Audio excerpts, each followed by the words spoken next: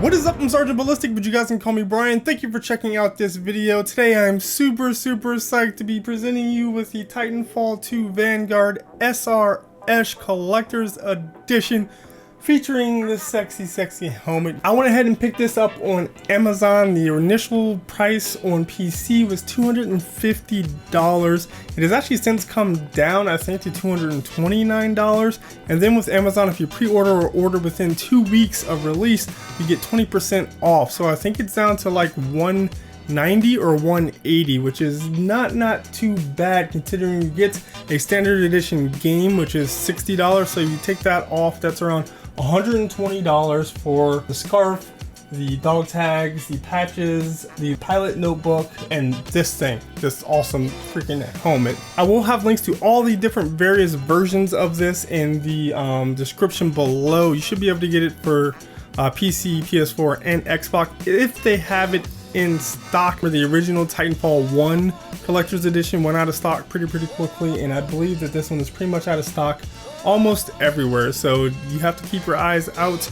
Amazon usually does get a couple different like batches in, so I would sign up for an alert if you're really trying to get this guy for that price on Amazon. There is also a version which doesn't come with a copy of the game, if that interests you guys. I know I did that for the Battlefield version because I had already gotten a digital copy, so if you do have a copy of the game and you see this and you're like, I really need this, then you can pick up that Amazon exclusive version without a copy of the game, and I think that's at like $169, and then with the discount it comes down closer to like $120. Kind of already showed you everything in detail. We've got the pilot notebook, which is a nice little touch. This one is metal, has a metal pen, and it has a lot of pages of paper, so if you want to take notes on it, you can. If you would kind of just want to show it off in this kind of whole set, you can do that as well. And the scarf is very cool. You know, if you look at a lot of the arts and characters in the game, the pilots have these scarves on, and we have dog tags or ID tags, and very interesting twist, making it a USB thumb drive. So kind of cool there. Nice having the ID tags for Jack Cooper, who is the main protagonist of the game. Then we also have the patches, which are kind of like unit morale patches. I'm surprised at the quality. I've gotten patches in other collector's editions that didn't have that great quality. These are interesting because they're actually printed for the most part, except for the lettering, which is kind of your normal style embroidering. I used to collect patches for a lot of different military units, aviation and infantry and tank units and all that kind of stuff when I was growing up. So it actually comes with little sticky pads that you can put on the helmet if you like, or put on anything else, and you can actually Velcro attach them. The entire back of the patches are Velcro, which is kind of nice if you're going to actually do kind of cosplay. Then a lot of the flight suits and other military things you have Velcro appliques already on them, so you'll be able to stick those on and kind of look even more the part with, you know, special patches that not everybody's gonna have. So the main staple is of course the helmet, and speaking of cosplay, this is like a cosplayer's dream. I always refer to the niceties of having a nice reference like a statue and art books and collector's edition, but here you have something that's actually like 100% gonna help improve your cosplay. So this is a replica of the helmet that Jack Cooper uses in the game as he becomes a pilot. He starts out as a rifleman, but he ends up being thrust into the role of a pilot as the pilot who was kind of mentoring him to help him become one dies in the battlefield, and he's stuck there with his Titan, and they have to work together and become one, as the trailer shows, in order to get out of the situation.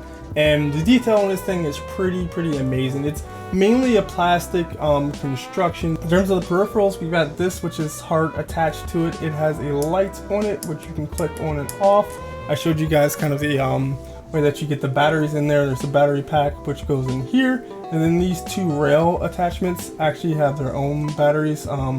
This one takes 1 AA, and that one I believe takes like 3 watch batteries, but pretty cool details there. Cool little feature is that on the right temple area there's a button which when pressed will activate 10 different voice sounds from BT, the Titan character in the game, which is cool if you like being chatted at by a robot. I detect sarcasm. And then of course, kind of one of the most badass things is that the visor actually lights up. Very cool hex pattern in there.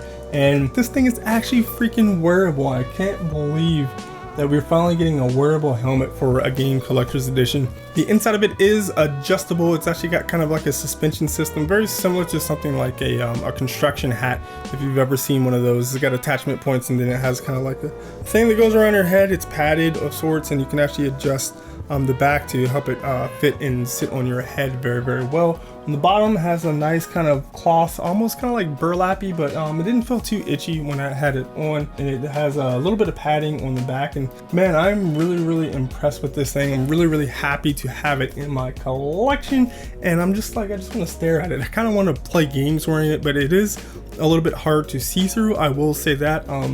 The hex pattern kind of messes with your depth perception a little bit. Like your eyes kind of want to focus on it because it's closer. It is of course very hot inside of the helmet, as to be expected.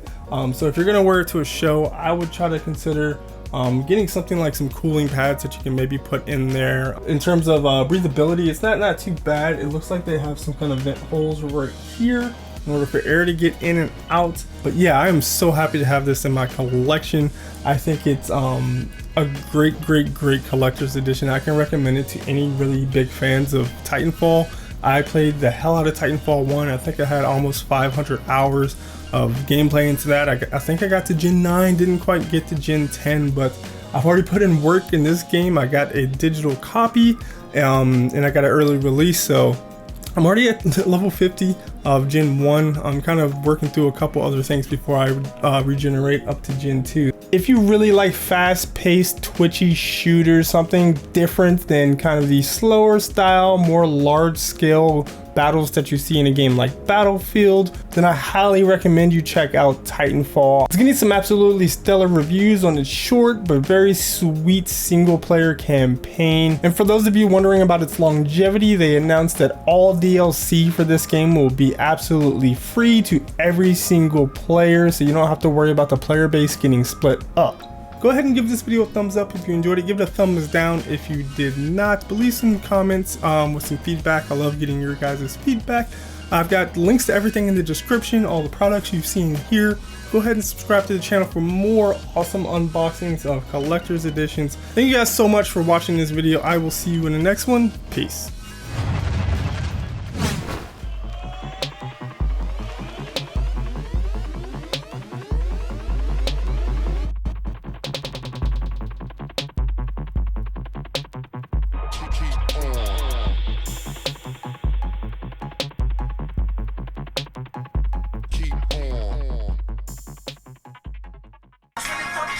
Magic.